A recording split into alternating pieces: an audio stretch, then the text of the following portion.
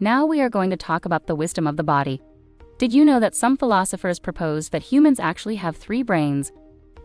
At the turn of the last century, philosopher George Gurdjieff thought humans could not accurately perceive reality without a unified consciousness.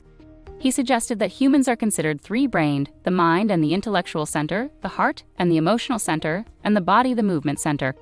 All 3 of these brains must work together to live and come alive. Ignoring the wisdom of the body and overemphasizing cognitive intelligence aligns, as you've pointed out, with practices of supremacy culture.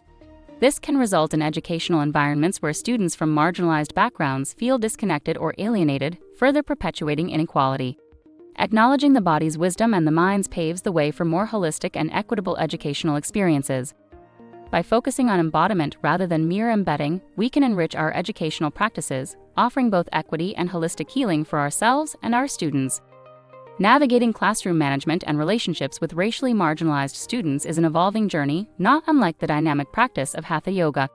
Just as yoga teaches us that the body holds layers of untapped wisdom revealed through movement and stillness, educational practices should also be seen as reservoirs of transformative potential.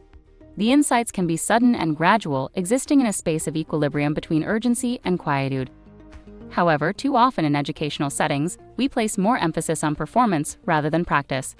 The absence of space for mistakes, particularly in the fraught arena of equity and classroom management, makes us tense.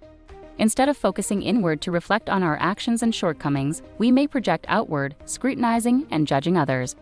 This judgment-centric approach only perpetuates a performance culture where every misstep becomes an occasion for criticism rather than growth. In contrast, approaches anchored in healing offer a different ethos.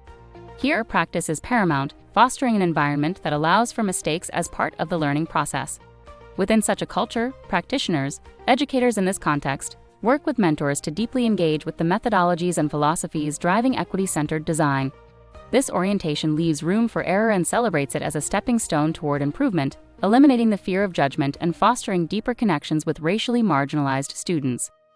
Embracing the concepts of practice over performance and healing over judgment can dramatically alter the classroom environment, allowing for a more equitable and nurturing space for all students, particularly for those who are racially marginalized.